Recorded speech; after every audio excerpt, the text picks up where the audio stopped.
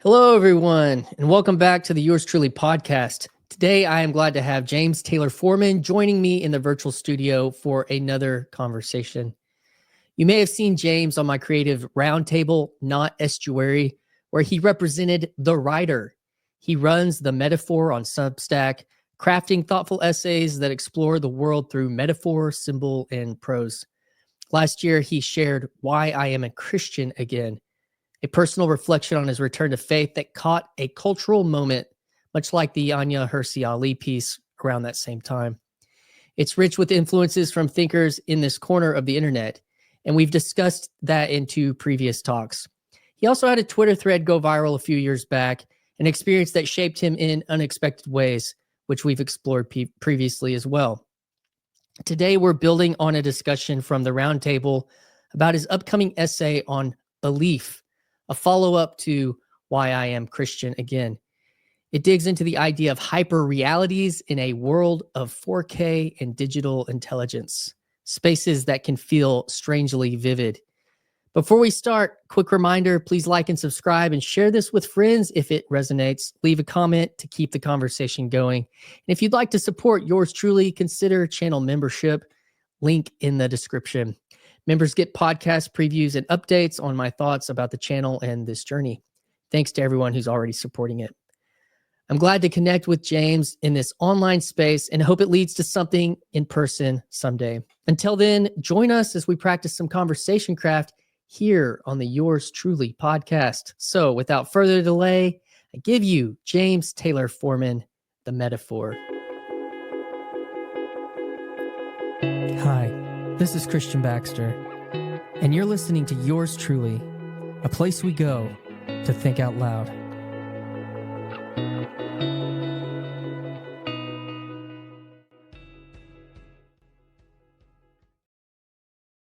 Uh-oh, I didn't add James to the stage. I am off my game today. You said I was looking tired. I am tired. I was in the green room. Hey, sorry. Yeah, that's backstage. All right. Get out here, man. Get out here. The show's starting. Yeah, just building some mystique for everyone. Welcome back. And yeah, we were kind of talking backstage about entrepreneurial endeavors and different things, and it kind of was leading us to the topic at hand, which is belief. Every time like you've said that, it automatically takes my mind to John Mayer's song Belief. I don't know, just that it's not even my favorite John Mayer. I don't even like that one that much. I like John Mayer, but that's the one, it's like, anyways. So yeah, what do you got coming up with this this essay you've been working on? I've been working on this essay for a while. As it turns out with these sorts of projects, you never really know when it's done. And maybe it's done. We're getting close. I have a friend who is a master editor, I would say, building currently building essay architecture. His name is Michael Dean. And it's a sort of AI assisted tool that allows you to become a master essay writer by kind of grading your own essays and breaking it down into the 27 pieces that make up a great essay, and taking historical essays and showing how they worked, and kind of showing, certain styles and how certain styles use certain portions of the 27 more than others. And it's a great thing that he's building. We talk about it a lot. But anyway, I had a conversation with him, and I kind of realized, after talking for about an hour, something kind of clicked, and I thought, oh, I have a new frame on this that might give it an anchor, give it a through line, which is really important for storytelling, for essay writing. It's just something to anchor on, for Why I'm Christian Again. A strong anchor. There was kind of a two-part anchor, which was the story of my life, going from atheist to believer, and then these Ken Wilber's levels of consciousness.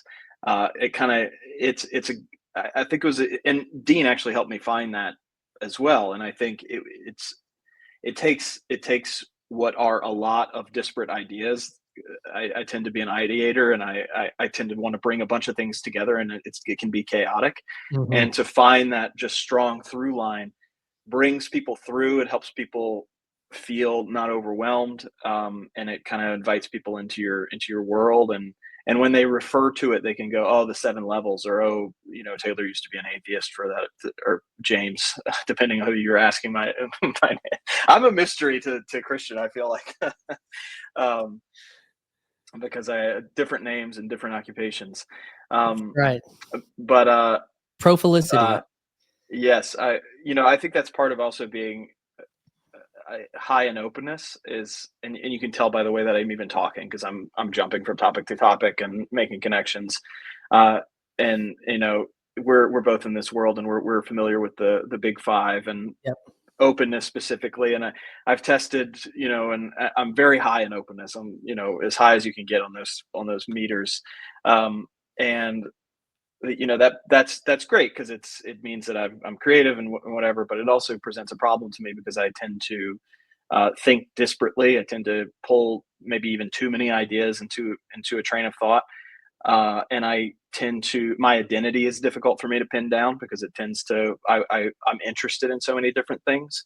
And so I think I take a concerted and conscious effort to be conscientious, to develop my conscientiousness, and to give people anchors. So to work hard on these essays for me means to to wrangle my chaos into a understandable through line for people, because I think ultimately I want to be of service to people, and I want to make things for people that are useful and that make their lives better if possible. And so for me, that means just doing a lot of work backstage, doing a lot of work to make sure that when you read it, it looks easy. It sounds easy. It sounds like it's not like academic, or I think, well, here's another train of thought. Is like, I've read a lot of philosophy, and philosophies, they try a lot of times philosophy, they try to get to the deepest parts, Right.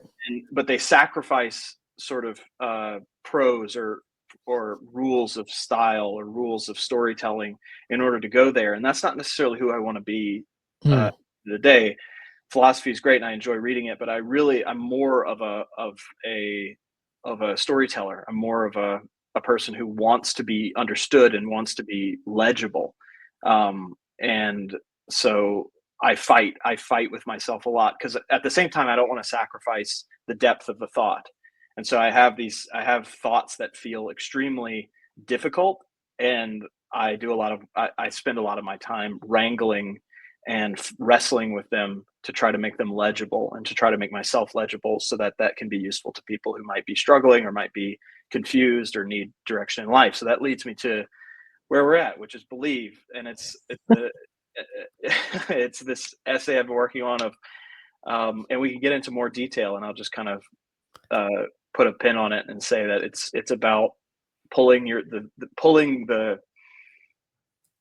energies of your spirit, to pulling your identity together to believe, and to have a central motivating force in your life, and to have the ability to affect others, to have the ability to have agency, and to whatever it happens to be, to believe in God, to believe in your family, to believe in yourself, to just be able to believe, to be able to ripple the cosmos with the unity of your being. Wow. Something like being able to ripple the cosmos due to the unity of your being. There's a line. Yes. Is that in there? Is that one? It might be. I don't know. It might It's be. like Run through. I was, a guy that has been kind of paying attention in this corner of the internet. He reached out, or someone pointed in my direction, or I reached out to him. I can't remember. And he sent me this. It was one of these AI produced YouTube, just kind of like talking about a subject, but it was talking about conversation. And he sent it to me because of Conversation Craft meme and everything. And he was like, but he talked about creating door handles through either the AI or whoever produced it. And that seems like that's what you're talking about with like this, not just legibility, like can a philosopher create a legible, text on philosophy, but like, being able to offer people, it's like a type of hospitality even. oh yeah. that you're considering. And I even think about that, like, years of doing like leading worship for churches. It was like, that was kind of the underlying thing, is like, you're trying to offer something that people can latch hold of, to participate. And, but to even get into that zone, like you're saying, you have to believe that you have something to offer people that's worth, and in the church, it's kind of this easy when we've got the gospel, like, that, but which not necessarily, I mean, we've obviously are Christian now and everything, but creating that kind of legibility for people to get to. And it really, I've been toying around. I've done a little bit of playing on Substack recently. And as you were talking about, I felt a similar disposition about the openness and about having a lot of kind of thoughts, wanting to try to offer something through the voice and through a through line. And you were saying, like, partnering a lot of maybe the content that you had been exposed to with kind of this Wilbur framework last time really created this nice puzzle, like, or, some kind of woodworking groove, tongue and groove or something, for that piece. And I guess you were saying on this one coming up, you went back and you were talking to your friend, the editor. What was his name? Michael Dean. Mr. Dean, about, was there something that y'all were able to identify that was going to maybe help partner or with this new piece? Was there something else? Yeah, and I think it was a sort of we'll see how it plays out. Hopefully I can get that put together, and I can have that published relatively shortly, because I have been working on this for a while, and I do think that it is close to something. There feels like there's still a there, as they say. But the insight that we came to was, believe is definitely a subsection of what's going on, but throughout all of the vignettes and stories that I was telling about myself, about characters in the Bible, about people in movies, about people I had known, it was being a hero was really central to everything that I was kind of coming at. And I realized that the vulnerable offer for me is to kind of offer up front, I want to be a hero. And what that means is that when you're a kid, you believe that you can be a hero. And for me specifically, growing up in Louisiana and being a Boy Scout, it's like there's a spirit of a hero in every boy. And then you kind of grow up and you kind of get realistic, and that sort of goes away. And I think it's like that, bell curve where on the, you start on this sort of naive side, and then you go to the midwit in the middle, and everything's too complicated, and you have to have a job, and you have to make money, and you have to please people, and so on. And then but hopefully you get to the wisdoms, the far right side. Yes. And kind of reignite the simplicity of belief while having mastered, your taxes, or all these sort of like complexities and even evils of life. You have to have a very complete theory of evil. You have to have a very integrated shadow, among other things. But I think for me, most people are kind of stalled out in this sort of like half-life, this sort of midwit life. And I'm not using that kind of language in the essay, because for one, it's kind of played out, and I don't know, people talk about it a lot. But anyway, it's I think it's especially daunting for people in the modern world, because we have ever vaster systems of, regulation and control, and it seems more and more impossible to become a hero to your tribe. And I think my contention is that what that offers is higher and higher levels of potential. And so what's at stake for us, and I use this vignette of, if you go to anywhere in the middle of the country and you stop at these gas stations, these lonely places where, the abstraction of the modern world of like these copy pasted floor plans and these, marketing campaigns from who knows where, and it's nowhere in particular. You're kind of in the desert of unreal, and it doesn't seem to really exist anywhere. And these people who are, work there possibly from the small town nearby, are just sort of like they're lost in this kind of this abstracted desert, and that it manifests in like, alcoholism and meth being made, and it's just sort of a strange place where this berserker spirit of vitality is like it can't seem to locate itself, or it can't find a place in the world, and so it destroys itself with chemicals and or crime or shadow behavior or whatever.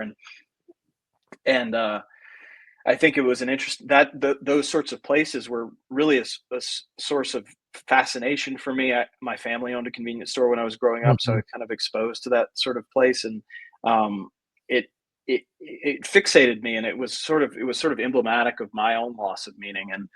And I think what's at stake for us is that in the modern world, because we exist in a landscape that we all share across the entire world, even if you live in the middle of nowhere, you're sort of in the modern landscape. There's not a local set of gods. We all kind of live in Christendom and so what that calls us to, and I know I'm being very abstract, but hopefully we can land the plane a little bit, and this is part of the part of the struggle of it. But what it calls us to is all of us have to become world-saving heroes, and or we die before we die. We're the Walking Dead, and you can see the Walking Dead, the consumers and workaholics, or even these lost people in these small towns, different stages of being lost and dead, but dead, Walking Dead nonetheless.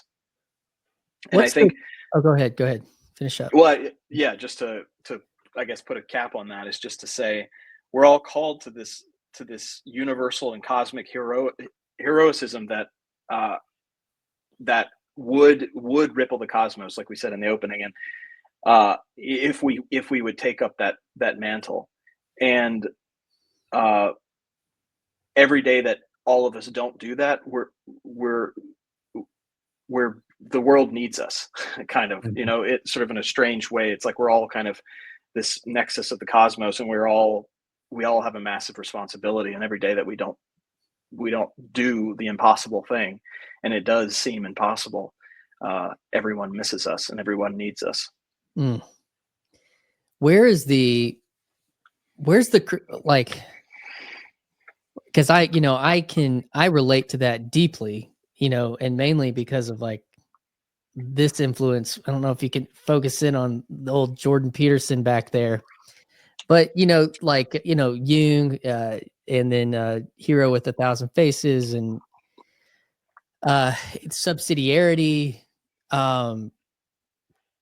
slaying drag, like even the fairy tales, I feel, in a lot of ways I'm enacting that. Even in my trip to Ark, I kind of labeled it for myself that was a little bit of a quest, and that's how I kind of had to approach it, because it was uncomfortable and it was vulnerable and that kind of thing. And there's experiences in that I feel like I'm not perfectly, but am enacting, have enacted, have embodied. And I look at the discourse of a lot of young men who have discarded some of that messaging from the hero to the warrior. And have you seen that? Do you have any opinions on that? On like why that seems to have slipped through the consciousness, and it's now, it seems more like, or I'm seeing a pattern of young men that want to be warriors more than they want to maybe be heroes. That's really good. That's really insightful, and I think it's true. I think, bereft of meaning, people would rather take what they can get, while the getting's good, but I think that if you look deeply at these stories, even I think, first of all, okay, so a lot of things happening there, and I think the first thing is to take the red pill. And it's interesting that the Matrix is such a cultural touchstone for us. And it's like people get red pilled and things like that. The first thing is to kind of notice that we live in kind of structures of dehumanization and control, and that is a very real reality that we inhabit. And I think you can take the red pill and you can still end up, and that's a good first step. Good for you. You've seen beyond the sort of placating lies, but it's not nearly enough. And I think maybe that's where the warrior is. It's just like the person who's taken the red pill, but maybe they're more like Cypher than they are like Neo. They want to take what they've seen and then report it back to the agents of the system for personal gain. And so, the scene in the Matrix, to use this as a touchstone, is Cypher is like eating the steak, exactly. And he's like, I want to be someone important, like an actor, and I don't want to remember anything about this, the Matrix, and put me back in. But the thing and that seems rational. That seems like that's the best way to get what you want. But you always lose to the unlikely hero. The Pharaoh always loses to the unlikely and humble hero Moses.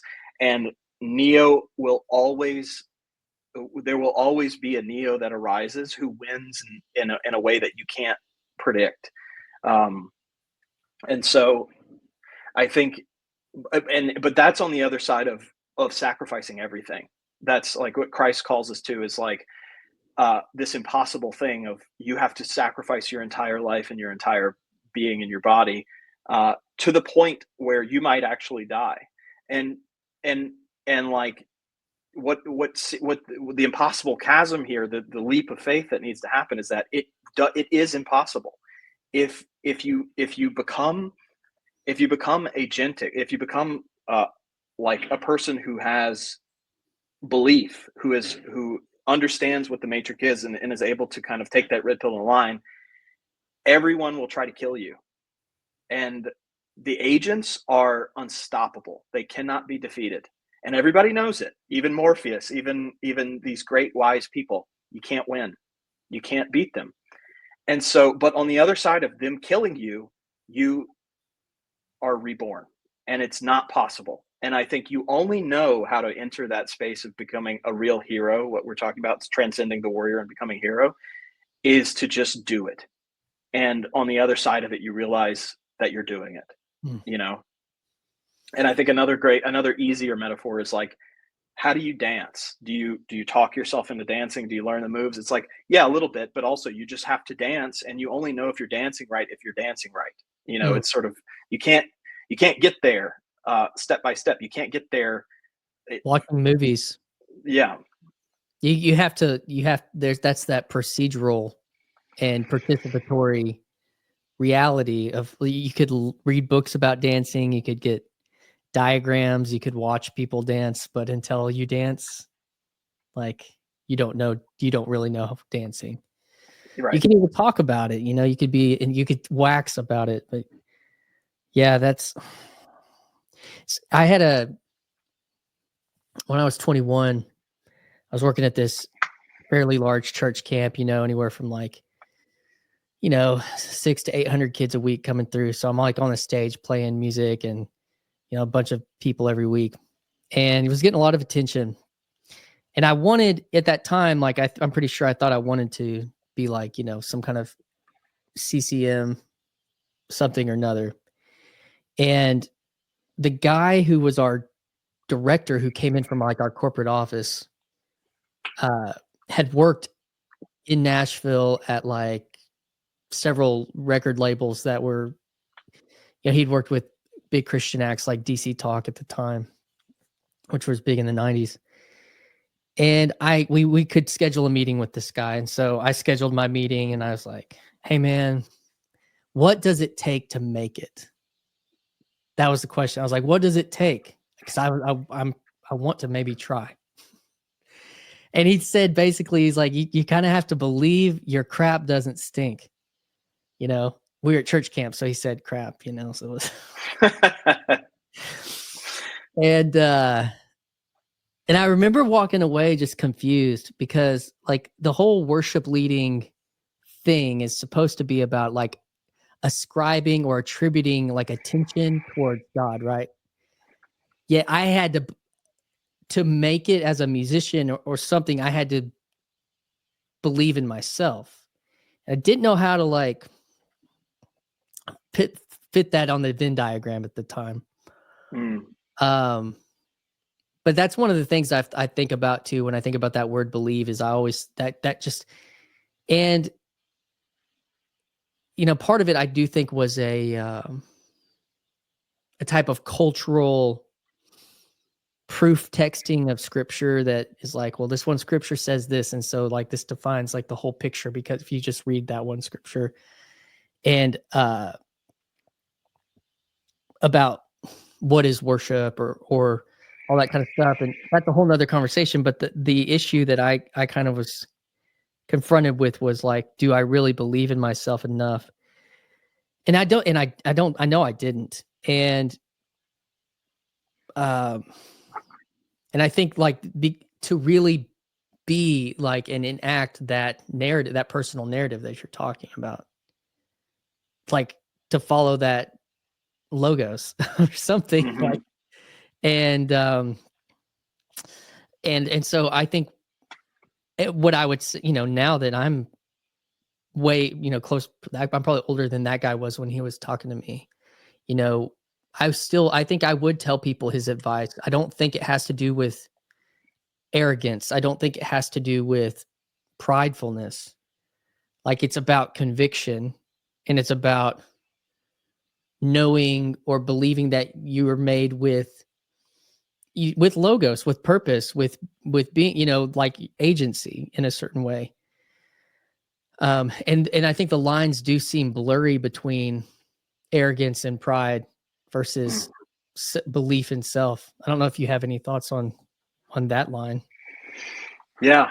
Well, it makes me think about a couple of things. We're on this matrix train, and you know, it's that feeling when you start to sink into belief, and there's that scene where Neo is starting to be able to fight the agent, which is impossible. Nobody can do that. And they're like watching him from the monitor, and they're like, how is he doing this? He's, you know, he's breaking whatever, you know, whatever the rules are. And Morpheus says, well, he's starting to believe. And I just, for some reason, that is like a peak of the infinite showing through in like a moment in a story. It touches me. I resonate with it. And then also like there's this song by the Killers, and I'm a dork, so I really like the Killers, but and there's a song that's Imploding the Mirage, and the line is something like, while you were out there chewing on fat for probable cause, I let go. While you were out there weighing odds, I was imploding the mirage. And I think it's hard to, it's for me, it's just like a feeling of when you know, you know. And some people are going to be like, well, you know, technically, blah, blah, blah. But when you're kind of like in that mode of belief or imploding the mirage or whatever the thing is, it's like, you don't need to be told. It's like, and you see other people who are trying to weigh the odds or hedge their bets, and you're like, I'm not playing your game. I don't need you to tell me that I'm doing something right, because there's an internal alignment, and I know. And you know, to talk about the word belief, I think in modern parlance sounds like an opinion. It sounds like something you believe despite the facts. But belief is you know, on the flip side, it's much more like knowing. It's like when you believe something, you know it. And that's not the same thing as like understanding that 1 + 1 = 2, but it's no less true, if that makes sense. Yeah.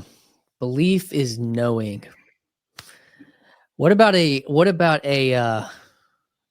I had a conversation with a guy here. He's called Heliocentric, and he does these atheist church audits. Have you seen any of those? Mm-mm. An atheist goes to church and he audits the church, like, is it good church, bad church, good cult, bad cult?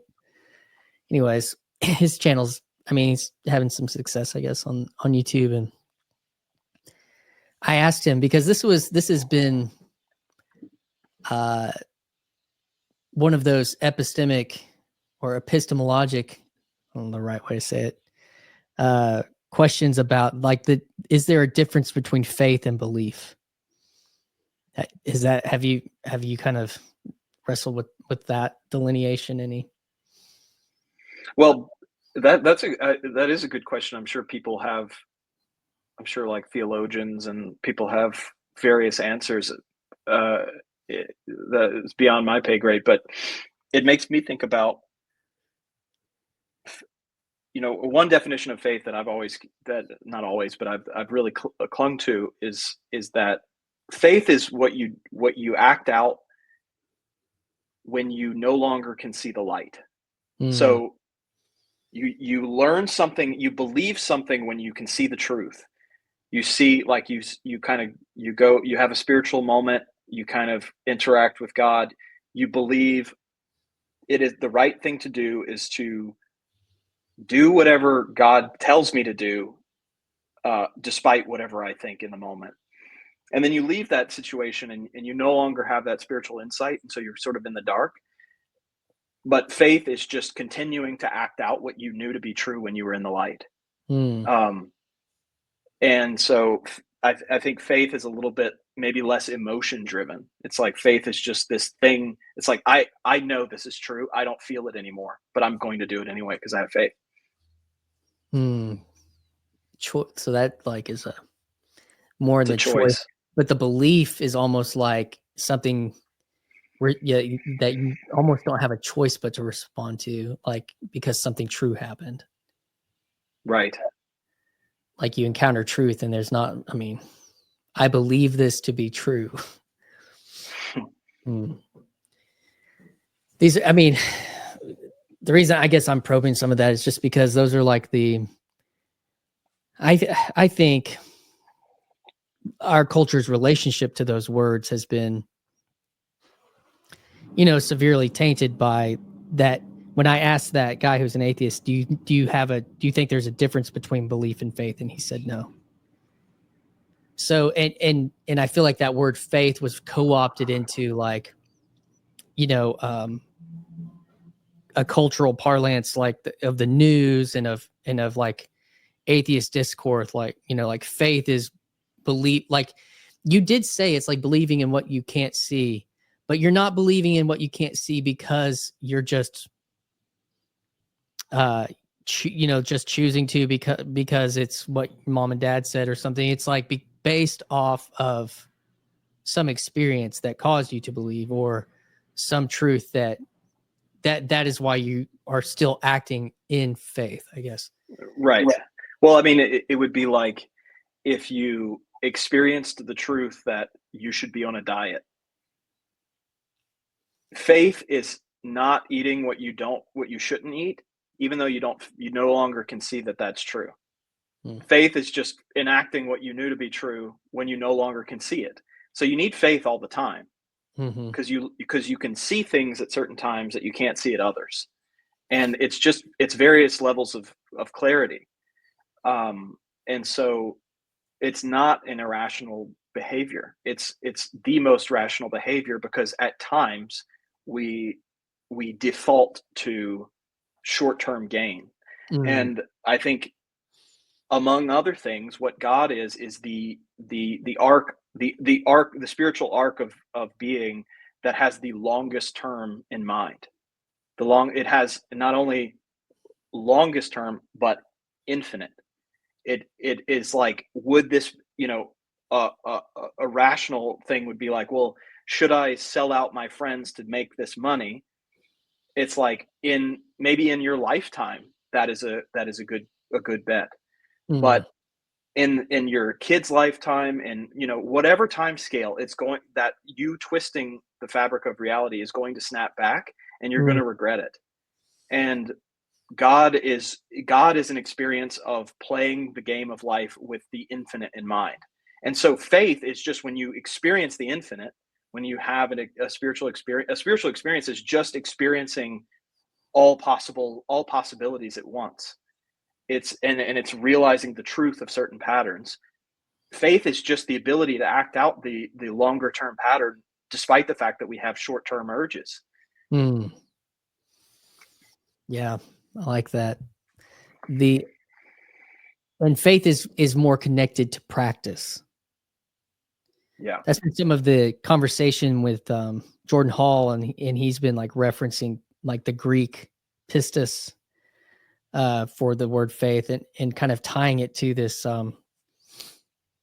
because the big kind of, the things you said that were above your pay grade, like the theological side, it just is with belief and faith and agency, like we're dancing this with the faith and works dynamic within life and reality and religion. And it's been one that has honestly, because of a kind of a supernatural experience of recognizing a deep pattern that I had, it shook those categories up for me, like deeply related to a theological framework that I had kind of tried to exist in before. And so that's why I'm like, oh, let's play with these, a little bit, because I've things like faith being attributed to mental assent to a doctrine is kind of a popular position, I think. And I say that in a certain kind of way, but has been a long standing kind of, you're saved by grace through faith, and faith is not a work so that any man could boast, is kind of the scripture. And so when we're talking about faith being a practice, or maybe even something you do, that gets a little edgy for certain understandings of like theology around how grace works, I guess. I don't know if that's making any sense to you, but I guess that's from the world that I've kind of. Well, it's interesting because I think a couple of things come to mind. I'm reading. I just finished Samuel, and it seems to me that as the Israelites are trying to develop a historical relationship with the infinite, that their mistakes are woven into the plan of God. So it's like Israelites were like, we want a king, and God's like, that's not a good idea, and they're like, we want it anyway. Well, then God is going to play. He's going to work. He's going to weave His will into the life of David, or the life of Saul, and so grace is this idea that, like, even though you're coming at your life's narrative with bad conception, and that's for all of us in existence, that is the case, that we have bad conceptions, and we are so screwed up that there's no hope for us, that actually we have, because we have grace, we can just start now, and God will work through, the infinite will play its narrative out through our bad conceptions and our short-term stupidity.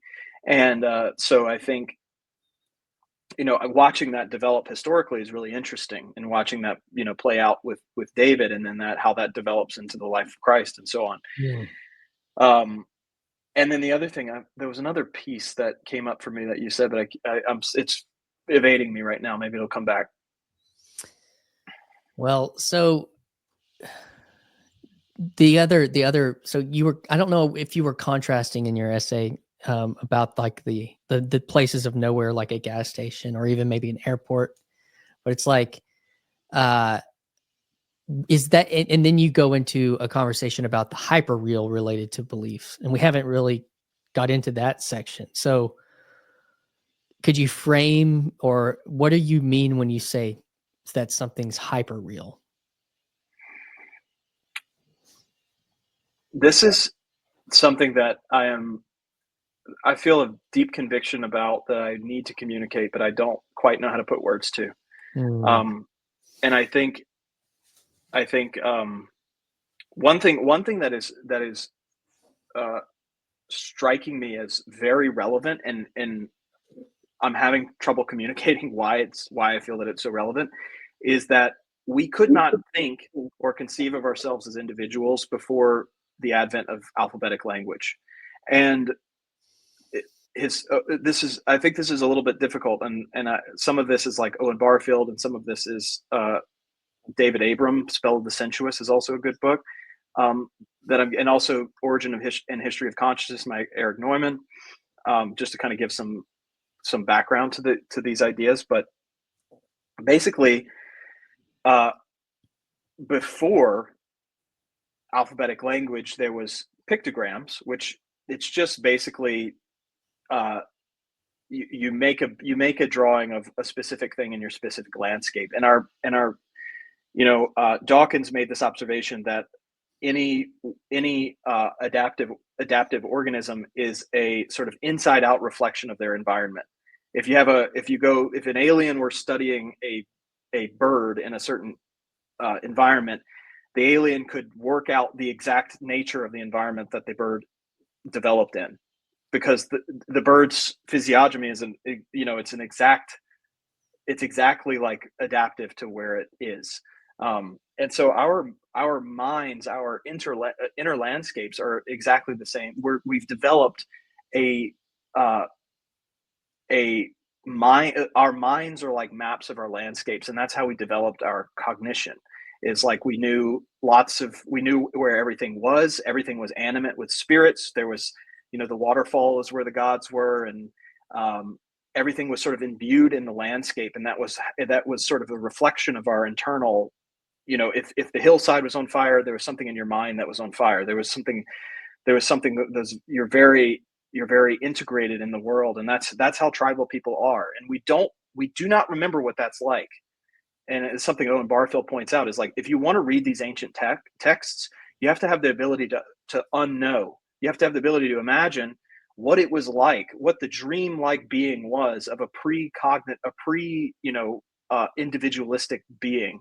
It's dreamlike, it's childlike, and one way to access that is to realize, what was it like when you were a kid before you knew language? You don't remember any of it. You had not had the spark of divinity put into you before that point. And so you don't have this like narrative arc of your life put together yet. And so it's the same thing for our entire species. mm, And the Hebrews were one of the first tribes to ever develop alphabetic language, and it's because they were a nomadic tribe. And so they lived in many landscapes, and so they had to develop these symbols based off of pictograms, but sort of derived from them, and then made into representations for mouth sounds, which is a very strange concept. But you have to imagine that there was once a time when that didn't exist. And phonetics weren't. exactly. And so what the Hebrews did when they developed this alphabetic language, which it was so successful, it was that it spread everywhere, and it allowed the development of Greek and every other alphabetic language, which allowed the development of records and all of this stuff that allows us to be cooperative as much as human beings, much larger than a tribe. But it also does like a cosmically it's a cosmic shift in consciousness. It's in the beginning was the Word, and it's because before any hominid had access to alphabetic language or the Word, there was no sense of us being and made in the image of God. So Adam, made from the clay, Adam, the first human, is a representation of the first being, the first human being that was imbued with the Word, was made in the image of God. And suddenly we are beings that can traverse these hyper landscapes, and all of our language is built off of these metaphors of landscapes. When you understand something, it's because you stand on it. It's under you, and it's there's infinite number of these that our sort of symbolic language is pulled up from our brain's ability to understand landscape, and we've built a hyper landscape within our cognition based off of our language. And so that, I think, in the ultimate sense, that is the logos, that is the kingdom of God. And and I think as we kind of move into the modern world, all of the modern world is based off of that advent. And we forget that. We just take it for granted because we just assume that that's how things were going to be, and always were in some sense. But it's not. We live in a linguistic miracle of being pulled out of this like primordial dream-like pre-egoic consciousness into our individual consciousness and our ability to have a relationship with the infinite. And I think all of that is important to sort of relearn as we interact with the landscapes, the hyper landscapes of the modern world that confound us and that oppress us and that keep us kind of I think what happens is like as we develop these hyper landscapes, hyper tyrants pop up and hyper predators, and they feed off of our spirit. And before we have the ability to really understand where we came from and how this stuff develops, we don't really have an immune system. We can't fight against these principalities, these spirits that want to take away our vitality, and they want to basically put us in a tube and use us as a battery, like as the metaphor in the Matrix. And as soon as you wake up to that, you have access to like this enormous ability to play, to be free, to align yourself with the infinite, and then you unlock your ability to become a hero. And I think in every place that you are, lonely gas stations or an airport, if you look at these places, if you really absorb what they mean, because every place, everywhere, and every object means something, it's connected to the infinite, you can find your way back home, and you become a beacon for those around you. And I know it's a tricky idea, but I think I just feel like there's something there that people lost in sort of malaise, or feel like something's meaningless or something's lost in our modern world, that there's a way back home, and you can find it, and you can become a source of inspiration and meaning for those around you. Man. So that makes me think about learning how to exist in kind of two different realities. Like, cause this is a hyper real reality right here. Mm-hmm. And like that, and even back to the Matrix, like the Matrix was hyper real, right? Like versus, and I don't know if we're talking about Gnosticism now or not, but like, because I know that that's a big kind of reading of the Matrix as well. But at the same time, I think we would be really dismissive to say that. I mean, I know for myself, like when I come to this chair and the camera and some lights, and like I sit down and I'm plugged in, like I am plugged. I feel like I'm plugged into one of those chairs a little bit, and then I'm like in this space, and it's on a digital screen, and I'm talking to somebody, thousands of miles away. And then this exists in this other portal, like the YouTube or whatever. And then my experience with the modern church of like trying to infuse the digital and the hyper, whether that's like these lights, like some LEDs or high fidelity music, like even to like a click track, into like these digital, like I've thought about that in a sense of trying to mash these hyper fast, and even related to something like entrepreneurial startup culture, which is kind of like trying to get things into scale like that is beyond human in their reality. And so when you talk about like trying to find our way home, it's like trying to rediscover in that context for me, the essence of something very human, something very real, that is not an abstraction. And it's almost like you take like that, what's that new venue in Vegas, the Dome with like, have you seen the pictures of that? Yeah. Mm-hmm. That's like trying to create an abstracted reality. Like those experiences, like they're almost to transcend reality instead of ground you into reality. Like, when U2 played on that, you have like these 4 tiny little guys on stage, and then there's just like this, giant enveloping whatever. I don't know. That's kind of how that seems to hit for me, is like that idea of finding our way back home is finding our way back to human-sized liturgies, human-sized relationships. Because like, even on this podcast, like, I mean, I've talked to almost a complete Dunbar worth of number of people, like 100, almost, close to 120 people in the last year. And like, that's probably like, and I can't even keep up with the relationships, and sometimes I feel bad or something, but it's like, like, so what am I doing? What is this like with that hyper churn in a certain way? And so I think that is something that, if you're a passive consumer or zombie, to use your terms from the, just feeding off the brains of others, like that, there's no agency. It's just the consumption.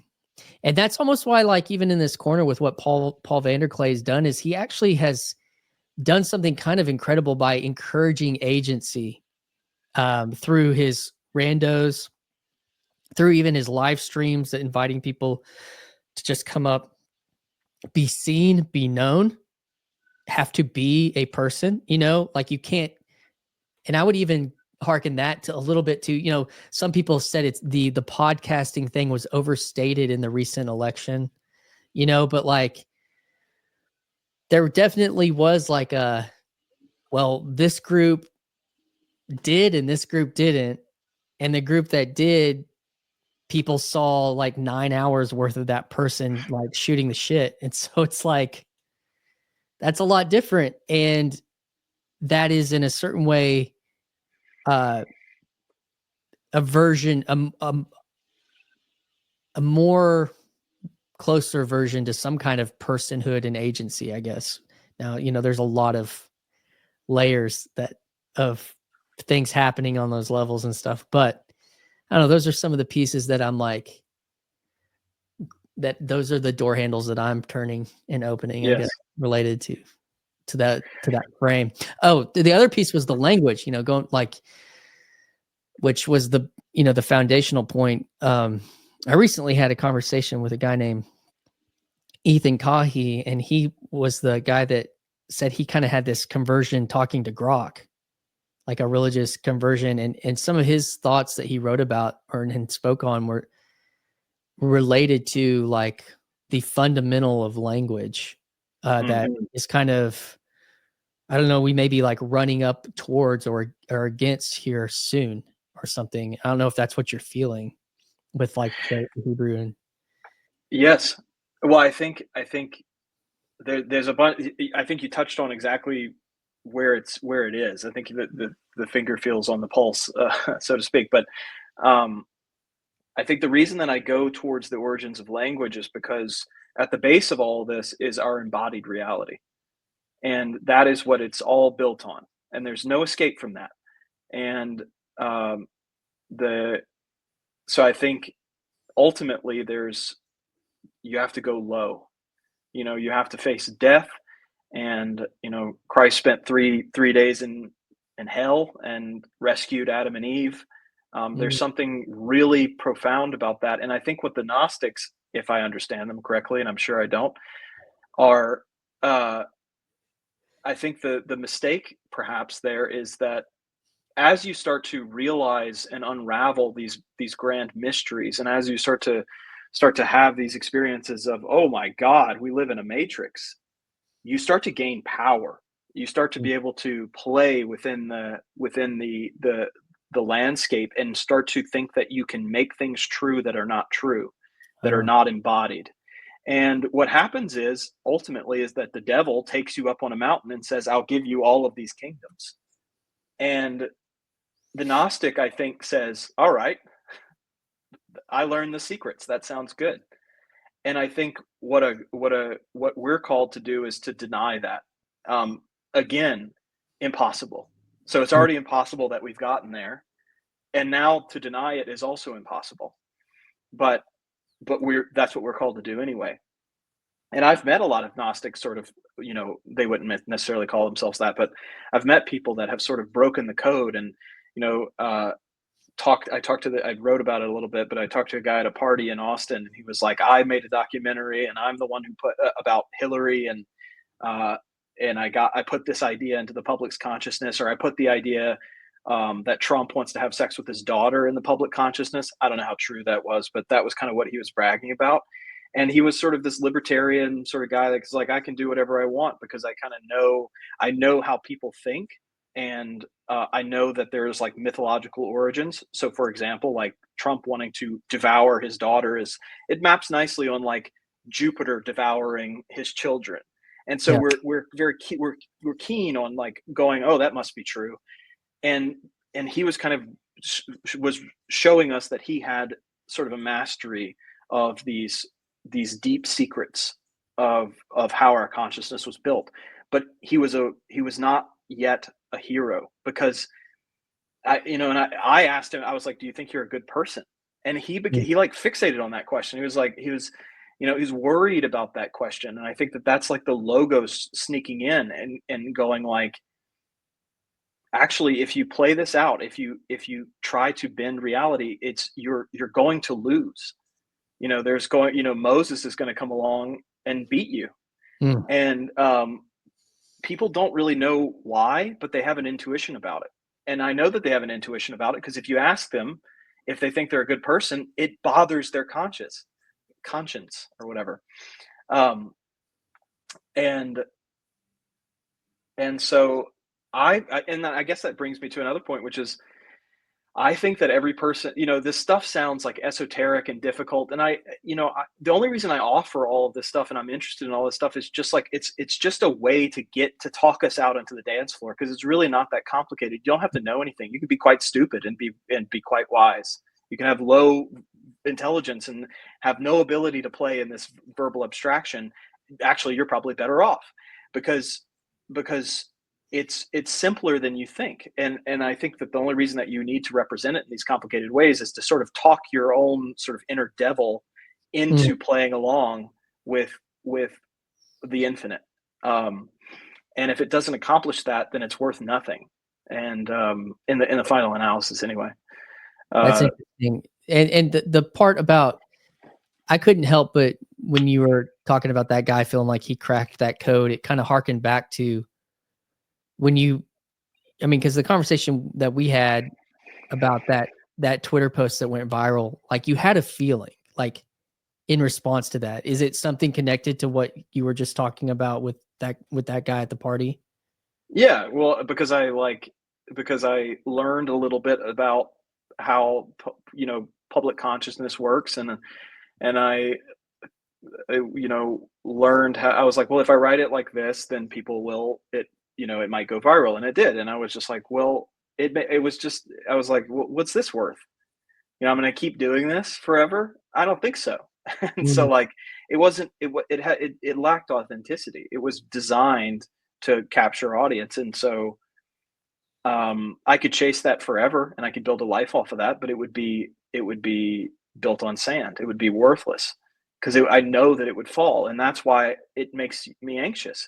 And it's also like why hustle culture is such a strange thing, is because it's like hustle, hustle, hustle, keep building it on sand, and don't worry about your conscience telling you that you lack authenticity. that's just negative thoughts or whatever, block out the negativity. And it's like, that won't work. It'll work as long as you have willpower. And some people, like if you're like Tony Robbins, you have an enormous amount of willpower and that might last you your lifetime, but it'll eventually fall. And it's like, I don't have nearly the willpower of Tony Robbins. I'm not going to play that game. I'm just going to try to make something that's true to me and just trust that whatever the truth is will be good enough. That takes me back to kind of like I mentioned, like something I had one of my conversations with Jordan Hall was about like Isengard and the gears of church growth. Like, because that's like back 10, 15 years ago, there was a huge like the church planting movement, kind of the young, restless, reformed guys. I don't know if you heard of that podcast, The Rise and Fall of Mars Hill. I don't know if you listened to that or heard a bit about it. It's about this big mega church up in Seattle that was kind of that same thing. It was built on a guy that had some charisma and some major, willpower, hustle, a guy named Mark Driscoll. And it, like the branding was the music and the vibes of the people were everything. And he was a control freak and aggressive and, very entrepreneurial in the pursuit of and CEO, and it all came crashing down. And there's just something like that being played out, like in these different arenas of culture. I find it hard to find models, or if it even should be a model, that in kind of modern evangelicalism that isn't still that, because it's a lot of it's based off like the metrics that we think that matters are still subscriptions and attendance. So like that equals the success, which is something that we were kind of hitting around, or backstage about, like, YouTube channels and whatnot. But I think, because if you then attach your livelihood to the success of that thing, it makes it difficult to not make it hustle versus it being authentic. And that was kind of where, in a certain sense, I found myself in that, like trying to have a band that was a worship band, and I was a worship leader and it was a large part of my income. Like, that's all kind of tied in there, and it's all difficult. And I guess that's where like those other gods of Mammon and Moloch that kind of get talked about, and these like coming into play as well. But casting kind of a spiritual frame onto these non-spiritual entities that we've just looked at as like, well, make number go up equals right choices, Yeah. No, there seems, well, there's the adage that as soon as it's what is it, like if you aim for the metric, it's no longer a good metric. I forget what it is, but it's something like that. That all of the success has to be secondary. And it's not to say that success is bad or the metrics are bad, but as soon as you're aiming for the metric, it's no longer a good metric in any sense. It doesn't make sense. As soon as you decide, okay, attendance is what I'm aiming for, you will sacrifice all that is unseen and intuitive and of the Spirit, of the Holy Spirit. You'll sacrifice all of that in service of this metric. But I think I think it's okay to, it's a delicate balance, but it's okay to delight in positive indications of the Spirit, and to say, all right, like we got new people, that's cool. Yeah. But that's not where never should we be aiming for that. And I think that's part of what it's like to become a hero. It's like when you're moving right, and when you're kind of vibing and you understand who you are, and you're sort of teleporting that out into the hyper landscape, people are going to respond to it, and they will respond to it before it even happens. Like it's like, I'm good at this, people are going to like it. and that's okay. But as soon as you go, I need people to like it and I'm going to aim for that, you've played yourself. You can't keep it up. And so I think it's one of those things where you just know you're doing it right when you're doing it right. And I think that both like the aiming for the metric and also like the sort of debasing yourself, like I'm a Christian, I don't aim for any worldly success. Both of those things don't work. Yeah. That was they're both false idols. That was that tension that I was talking about earlier about like kind of that psychology that had been built in that I didn't feel like I had the tools to really grapple with very well. The other thing you were talking about were tapping into these kind of universal stories and myths. And that got me thinking about like, Jonathan Peugeot a little bit on like, he's aimed at these fairy tales, Jack and the Giants and Snow White, and he's got Rapunzel coming out soon. And you were talking about that libertine guy down in Austin. He's like, I get the grand stories and to me, it's like, it really makes me think, but even with like Peterson's early stuff, like why is he pointing to the Bible? It's because like he actually believes that, whether he believes that there's the facts are true, but that this is the true myth of the West. And it's like, so he believed that enough to say that everything's kind of staked on this. And then, somebody like Peugeot is like, well, I actually do believe that this is true, along with being the mythos of our reality. And so then you talk about people that tap into certain understandings of that, then can use it as a manipulation or a I don't know, fancy word is like a simulacrum of them to just get people's attention or something. But like, I mean, it's funny. I mean, and that was something we kind of briefly touched on backstage too. But like, when I think about somebody, say, going to college and getting a degree in communications or marketing or something, they're not teaching them, that I am aware of, the power of the great myths. They're teaching them like standard kind of protocol and analysis or something.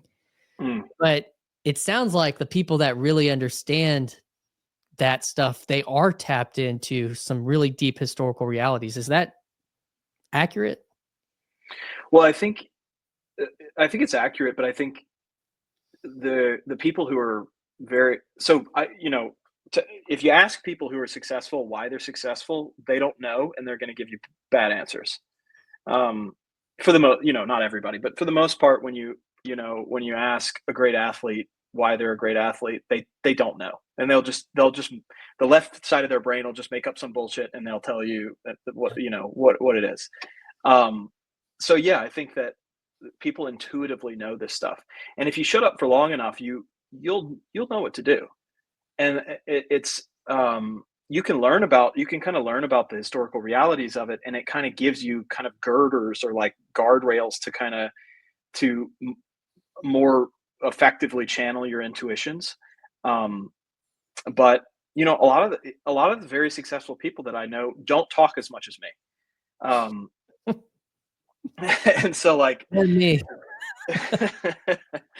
And so like it seems like you can get tripped up on your own skis if you make it too verbal. Like one of the an interesting an interesting thing, like a really cool metaphor in Harry Potter, for example, is the house elves are sort of like these magical beings that do things in Hogwarts, sort of behind the scenes.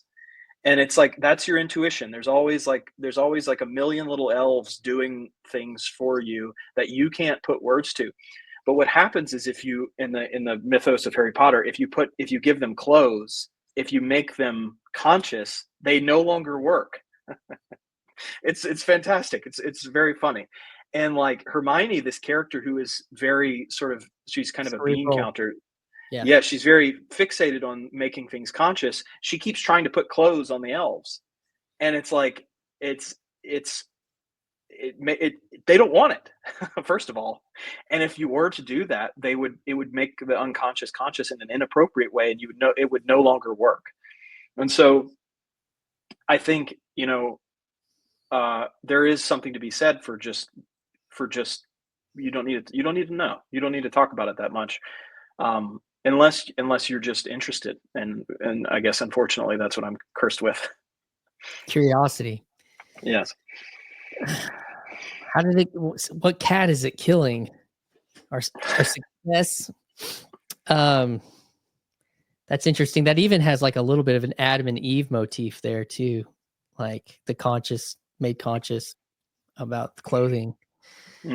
But so it's I've even heard it, people talk about Trump's intuition. He's not like a highly verbal, articulate person, but like he obviously he follows some kind of intuitions, that have led to a success in his life, for ill or for better, or, all those things. But I do think there's something to that. And it baffles the minds of the highly verbal, highly intellectual know-it-alls, that can't wrap their head around why.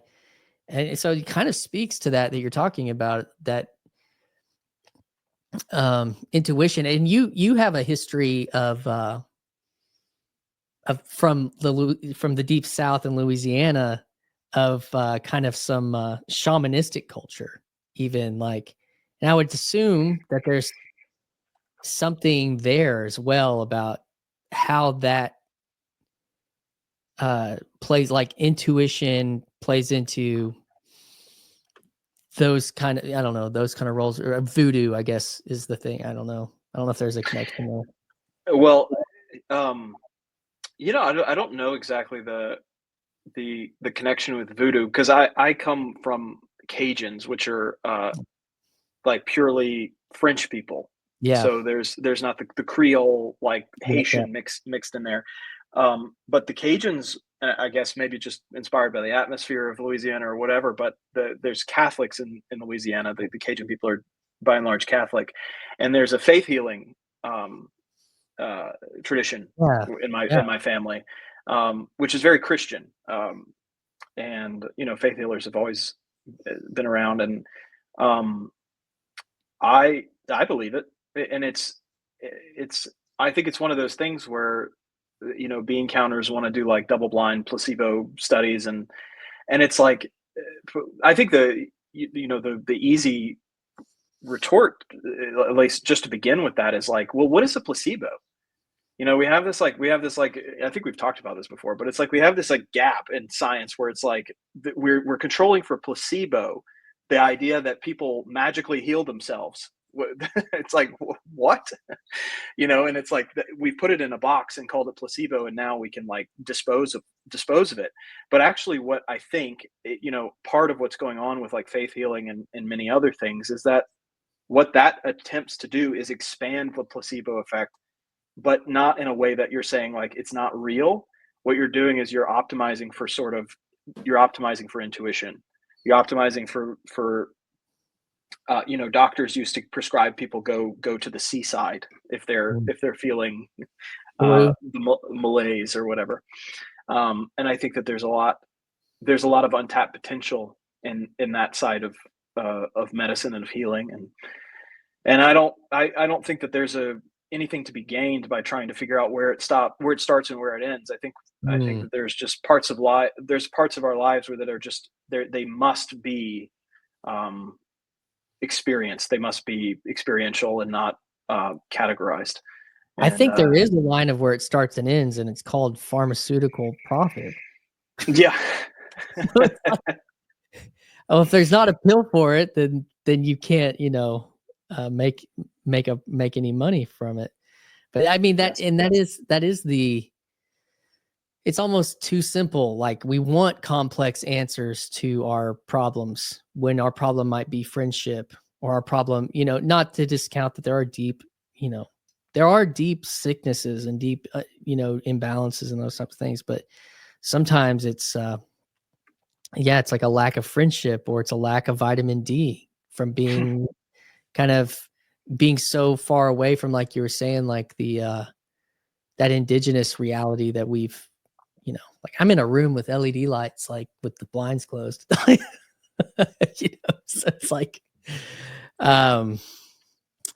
yeah, I think that's interesting. And that the side of like intuition, the placebo thing was there was a conversation between Peter Boghossian and Jonathan Pageau, I don't know, 6-9 months ago, where I think it was them, like they came to that exact question of placebo. That was kind of and Jonathan was like, well, what is placebo? Like he was saying, he was kind of poking at the exact same bear you were just poking. And I mean, that circles back around to like, what are we putting our faith in? What is our belief in? And how powerful is that? Have you seen Diary of a CEO? Do you ever watch any of those or listen to those podcasts at all? Mm-mm. It's kind of like, do you know Chris Williamson? Mm-hmm. It's similar, like it's a similar podcast. And he had on some guy that they have these conferences, and it is about like alignment, like mental, physical alignment as a part of like actual healing. And it's funny because like our church group is about to move into an old church building that was erected by the Church of Christian Science, or Science, Christian Science Society or whatever. And that was a big part of their whole makeup was, medicine bad, like spiritual healing good type thing. And so, and always that can get dicey. Like, I mean, I work in the medical field, and so I know when those lines, there's a line with certain things that it's like, man, no amount of prayer can fix like the fact that your blood count is at a certain number, like in an instant, in a moment, your body can regenerate. But yeah, so I don't know. It's an interesting thing, and it's interesting, especially related to, I guess, even that concept of belief. But we've kind of strayed pretty far. But the hyper landscaped, when you're saying hyper landscape, are you talking more about the digital? Are you talking more about like this? Am I correct on that? Or AI tech, is 4K? Is that part of hyper realities too? Is that? I think so. Well, I think that we've been living in hyper reality for a few thousand years, Okay. and I So think it's and I think also the consciousness. Is that what you're saying? Consciousness is hyper. well, it's like canonical consciousness. It's it's shared. It's like shared alphabetic understanding of reality. It's the ability to encode myth into a book or into a canon of literature. And I think the internet is an extension of that to to you know like it's a exponential growth of that ability. And AI is yet another enfolding and growth of that ability. But I think seeing it as kind of a continuum is is is actually kind of helps us understand what's going on. Because here's an anecdote. When the Europeans came to the New World, with their alphabetic language and their sort of written literature and battle plans and letters and things like that, uh, it destroyed the native magic of the Native Americans, because they called it magic leaves. And you have to think about how strange it is, because it encoded and transposed and transported their sort of soul's intention across landscapes, and without regard of what spirit or what place you're in. It was sort of this hyper landscape magic beyond belief, because for a tribal person, their magic, their sort of landscape is the landscape. The gods of the will live over on that hill, and like it's deeply embedded in where they are. And so when they started to learn about the language and the literature of the Europeans, they didn't have to fight them. Like the Europeans didn't have to fight the Native Americans. They were completely subdued just by the fact of their abilities to do this kind of leaf magic. And so they just like pages of a book. Yeah. And so it's very difficult to imagine, but I think a good way to imagine it. Have you ever seen the movie Arrival? Mm-hmm. The aliens have this like language that's a circle that allows them to kind of go through space-time. I think that's a good comparison. We were like the Arrival aliens that had this strange language that allows us to go through space-time. And for the natives, they're like, well, there's nothing that we can do, because if our magic doesn't work anymore, for example, and magic really did work. It kind of guided the pre-egoic intentions of people. They did sort of rituals and incantations to kind of get things done in the world, because that was the way that things worked. That doesn't work anymore. So there's really nothing that can be done. They're completely subdued just by the technology of the language by itself. Just like we would be completely subdued by the language, by the Arrival aliens and their sort of strange language. Do you think, because what this again takes me to is like that even like the Bible, but not just the Bible, like during the Reformation, when people were having abstracted ideas about theology apart from like the tradition that was just continued to go, the conversations and the letters and the tomes, like we could read John Calvin now, we could read Luther now, or whoever, and their ideas are abstracted from their realities, their embodied worship times and their daily life and however that went. And I think that's what's kind of interesting about ideas about what's taking place and actually what is taking place. Right. like in a mass or a worship service, or a Lutheran service, or like that's something that is curious to me. And it's almost like the magic leaves of the printing press also had effects on the church, and now I don't know what you would call these. This is like magic lights or candles or, like emanations in that way, that now is having another effect of abstraction. But in some, like I was having this conversation with this guy named Roy Clauser, who was he's kind of a Christian philosopher and apologetics guy. And I had this thought. I was like, well, what would have happened if the reformers could have done this instead of it being through a letter by carrier trying to have conversation about these implications? I'm curious, what this will continue to yield and produce as a result, because that maybe would have been helpful. Yeah. Well, I think there is an element of we're kind of entering this other side of the bell curve, because podcasts and audiobooks and conversation are more like how we were oral storytellers before reading. Reading is weird. It's very difficult. Almost no one can do it. And it's very abstracted. It causes the development of people like Descartes, who are like left brain to the point of schizophrenia.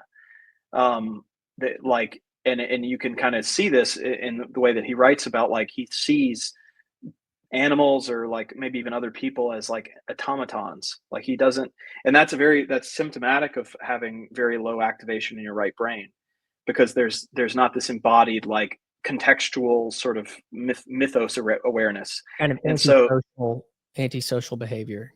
right. And so I think we're kind of coming out of this era, this sort of enlightenment era where everything was sort of abstracted and written, and those were the sort of like ruling ideologies. And the best thing you could be would be to sort of abstract yourself to the nth degree, to become a scientist or something like that. And not to say that that's worthless or that's not good, but I think we're re-entering a world of kind of vibes of kind of like storytelling and oral traditions, and sort of because you and I having this conversation, there's very little technological barrier between us, which might make us dumber in some certain ways because we don't have to go through the rigor of understanding the written word or something like that. But it also unlocks this ability to just sort of vibe out what we're trying to say. And I think that we're discovering that the vibe of what's going on in a moment is actually maybe more important than the sort of logical sequence of what we're doing. And We'll so, go back to the intuition, like intuitiveness as a leading factor. I kind of cut you off. Were you going somewhere else with that? No, you're right. That was basically where I was gonna end that. So, sorry. We're done. So, I mean, yeah, it's these are the questions of our time, and I think that's why sometimes in this corner of the internet, there's some navel gazing that takes place. Like, what are we doing right now? What is this? Like, it isn't a publishing phenomenon, like something like New Atheism or something that was happening in certain parts of evangelicalism, like these have you read such and such book? Have you read, and I don't know, that's kind of interesting even to me to consider like what you're doing with Substack, because, I mean, do you have ambitions to be an author of like a long, like novella or something? Or do you think that this kind of like, that's something more burst, like these essays are kind of like, even with what's happening with Spotify, people don't make albums anymore. Generally they're, hey, this, I got this burst and here it is, like that's, and it's able to shift with the vibe more agilely than, long form anything. Yes, I've been going through kind of a rediscovery, because I think that I used to want those things, but I think for the most part it's vanity. Mm.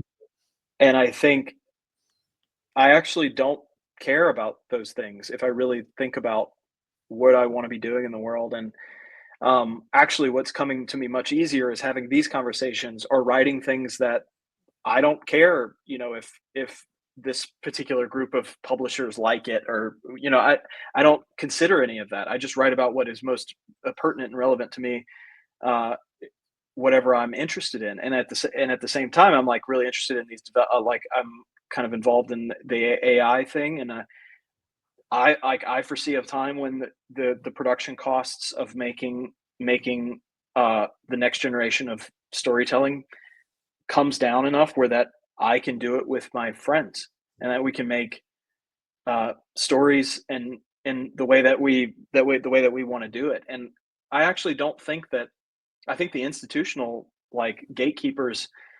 It would be for me personally, and maybe for a growing number of people out there, it's a waste of time to try to please them, because you're going to bend yourself so much that you're no longer going to know who you are. And by the time you get through, it's too late. You don't need them anymore, because you can make your own stuff, and you can make it for your own niche, and you can do it the way that you want to do it. And you can have a real time conversation with people who actually care about you, and sort of iterated on in that way. So I think Substack's a big part of that, because I'm not beholden to anybody, and I can foresee a time in the near future where it's possible for me to make a movie pretty much by myself. That's right. Yeah. And that's interesting about like meaning related to audience scale as well, because if everybody can make a movie, no, you can't get everybody to watch your movie. So what becomes meaningful is the people that do want to watch your movie. And it takes me back, to early parts of our conversations when you've told stories, and like our second conversation, you were like at your kind of out back at your home in Louisiana, and you were surrounded by those big trees, which were the woods that you used to run around with your younger cousins and tell stories. And those, it's like, that is actually a better place to be telling stories than to the abstracted millions, maybe, in a way, like related to vanity, though, like, and wanting to be recognized for greatness or something like that. So it's, and the other piece that when that image kind of came up for me, when you talked about like making movies with friends, or harkening back to that, the seedbed of becoming a storyteller for you was this Christian concept of the childlike faith, of how we like, there's nothing childlike dealing with the bureaucracy of a publishing corporation, like, and I'll kind of come back to this whole, like, this little corner of the internet thing, because I do think that's something that Paul has kind of,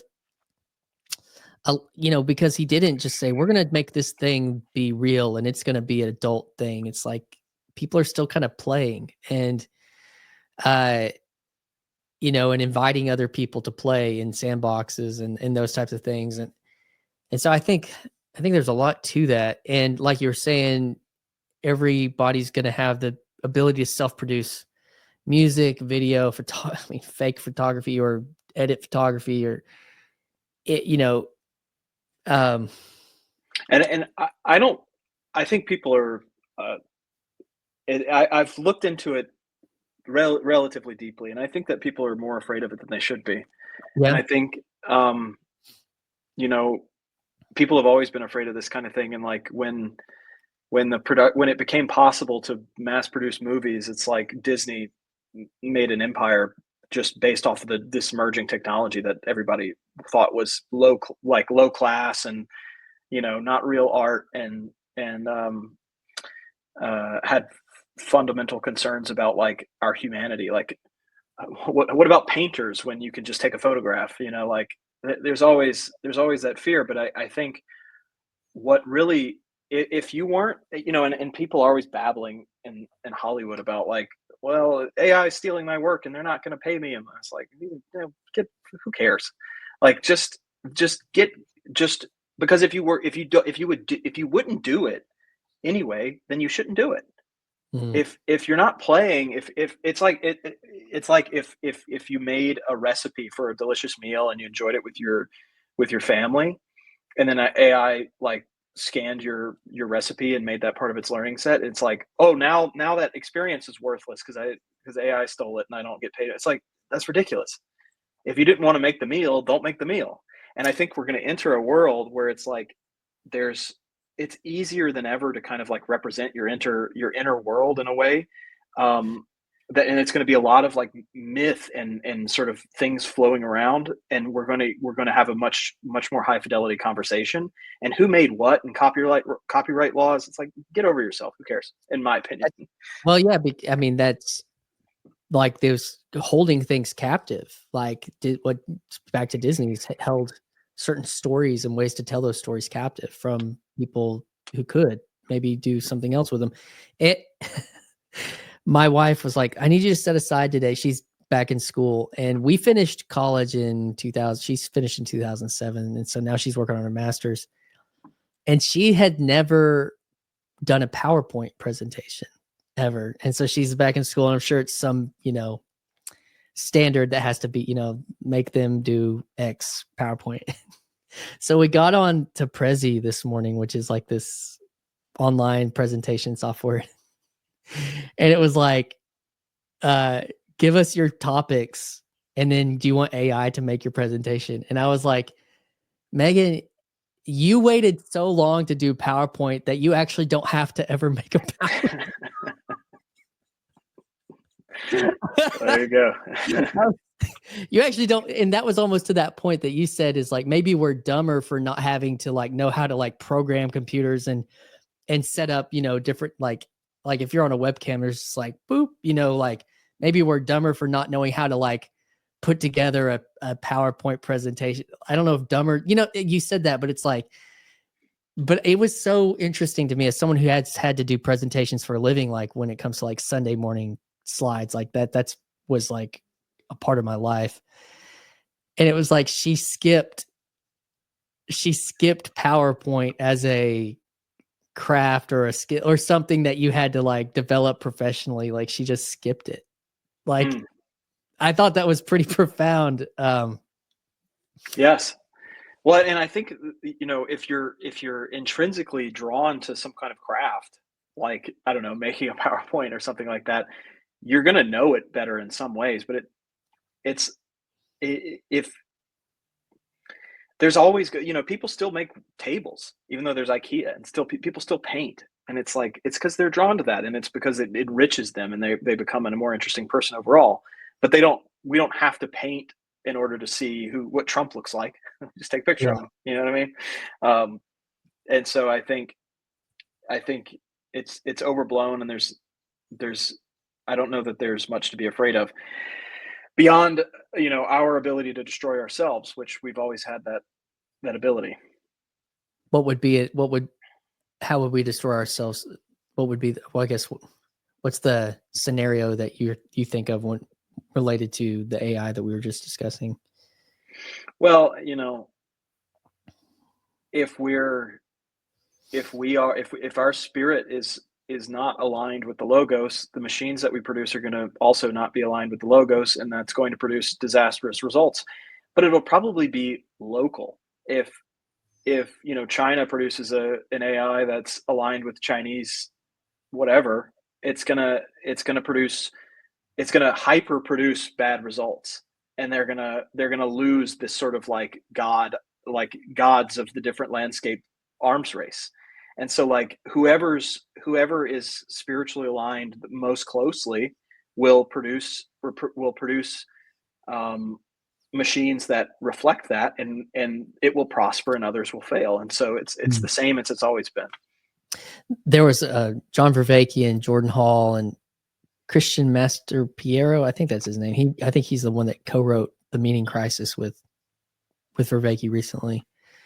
They were in a three-way conversation talking about personalized AIs that are developed to protect the soul. And it made me think about like Jarvis from the Avengers. That like the second Avengers, he was being attacked by the other AI that was had been developed through it had like a faulty logo, so you could say like it had a poor intention, and even though it looked like Jarvis had been defeated, like he like infused, I don't remember how it worked out, but like he ended up still protecting Tony or the Avengers or whatever it was. And I don't know, but that idea of having a personal agent, guardian angel, it's like, we can't get around these myths. No. Well, and it's like when we invented the internet, did we think that there would be, like meditation apps or like Abide? Yeah. And Hello. it's like, yeah, it reflects that particular logos, and you can use it. Actually, I downloaded an app that like it's easier than ever. I'm like, I don't want to go to any of these websites, and it just across all my devices, I am not allowed to go to any of those websites. And it's great, easier than it's ever been. And so I think we could exist in a time where there's hyper abundance, and we get ever closer to pulling the kingdom of God to earth. And some people will fall into hyper porn and indulge in like the most like amazing like addictions that you could possibly imagine. But I think it'll be as easy as saying like, no, I don't want to do that, and just making a choice, and then you don't have to fight it. Is that better than having to fight it?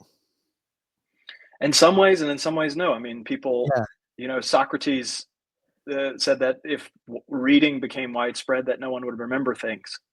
And And some ways that's true, but in other ways, reading is quite a useful advent, obviously. So I think that we're always kind of like becoming crippled as we augment ourselves. And I think the nice upside to that is that a little bit of exercise goes a long way. So if you're sedentary because of this hyper technology that we have, all you have to do is move around for an hour and you solve the problem. It's like people don't do it, and it's difficult to do it, but it's really like you don't have to, like, you can have your cake and eat it too if you just make a few good choices. So I think there's a lot to look forward to in the upcoming hyper prosperity that will likely be a result of this AI stuff. So I hope that's the case, man. And I don't know if I'm a techno optimist or pessimist or but I am encouraged to hear that perspective, and look forward to hearing that come out more and more in your writings in the future, and excited about this piece that's getting kind of retooled a little bit right now. And so but I'll want to continue to point people to your Substack, the metaphor, and some of that stuff will be linked down. And when are you hoping to have belief? Kind of when are you thinking? When are you hoping to have it out? Hopefully, relatively soon, in a couple weeks. Hopefully soon. It's been a while. Yeah, man. Well, y'all be on the lookout, and maybe I'll do like a post, or maybe we do a little. I mean, we could do like a short, like a live stream, like a live. I've done that with some people that have released albums and stuff. So if that's something you're interested, let me know later, and okay, we could do like a release on it and stuff. But all right, dude. Well, I'm gonna close us out of here. James Taylor Foreman, thanks for hanging out today, and we'll end this thing backstage, dude. All right. Thanks, Christian.